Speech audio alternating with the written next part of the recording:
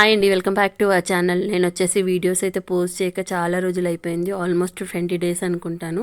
మా ఇద్దరు పిడుగులలో ఏ పిడుగు ఫోన్ పగలగొట్టిండో తెలియదు, కానీ నేను కాదు అని అయితే చెప్తున్నారండి. గ్లాస్ పగలగొట్టారు డిస్ప్లేది. సో దాని దిక్కెళ్ళి ఇన్ని డేస్